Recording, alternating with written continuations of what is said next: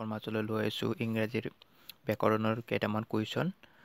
মোৰ এই চেনেলটো নতুন চেনেল হয়, সকলোৱে ছাবস্ক্ৰাইব কৰি যাতে মোক আগলৈ ভিডিঅ' কৰিবলৈ সাহস দিয়ে, তাৰে আশা কৰি মই আজিৰ ভিডিঅ'টো আৰম্ভ কৰিছোঁ। এইটো হৈছে লেটাৰৰ পাৰ্টখিনি মই শিকাম। প্ৰথমতে 1 নম্বৰ কুৱেশ্যন হ'ল, লেটাৰ বুলিলে কি বুজা? এনচাৰ: ইংৰাজী ভাষাত ABCD 26টা বৰ্ণ বা আখৰ আছে। এই বৰ্ণবিলাকৰ প্ৰতিটোকে একোটা লেটাৰ বা বৰ্ণ বুলি কোৱা হয়। অৰ্থাৎ আমাৰ ইংৰাজী বৰ্ণমালাখনত যি 26টা আখৰ আছে সেইকেইটাৰ প্ৰতিটো একোটা লেটাৰ বুলি কোৱা হয় বা বৰ্ণ বুলি কোৱা হয়। এলফাবেট বুলিলে কি বুজা?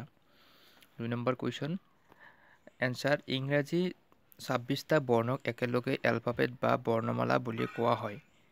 3 নম্বৰ, এলফাবেট কেই প্ৰকাৰৰ আৰু কি কি? এনচাৰ: এলফাবেট 2 প্ৰকাৰৰ, ভাৱেল আৰু কনছনেণ্ট।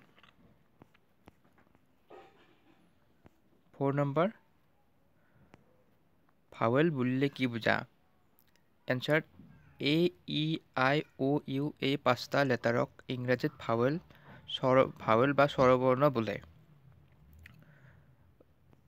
5 নম্বৰ, কনছনেণ্ট বুলিলে কি বুজা?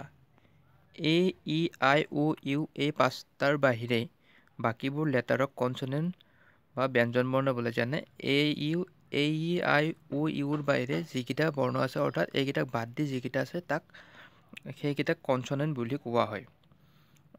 6 নম্বৰ, লেটাৰ কেই প্ৰকাৰৰ আৰু কি কি?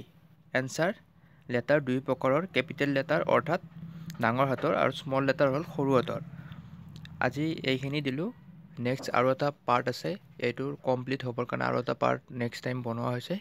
এই পাৰ্টটো নেক্সট ভিডিঅ'টোত মই দিয়াৰ কাৰণে চেষ্টা কৰিম। সকলোৱে যাতে চাই ভিডিঅ'টো লাইক, কমেণ্ট আৰু শ্বেয়াৰ কৰে, লগতে চেনেলটো ছাবস্ক্ৰাইব কৰে, যাতে মই আগলৈ ছাত্ৰ ছাত্ৰীসকলক সহায় কৰাৰ কাৰণে ভিডিঅ' কৰি যাবলৈ উৎসাহ পাওঁ।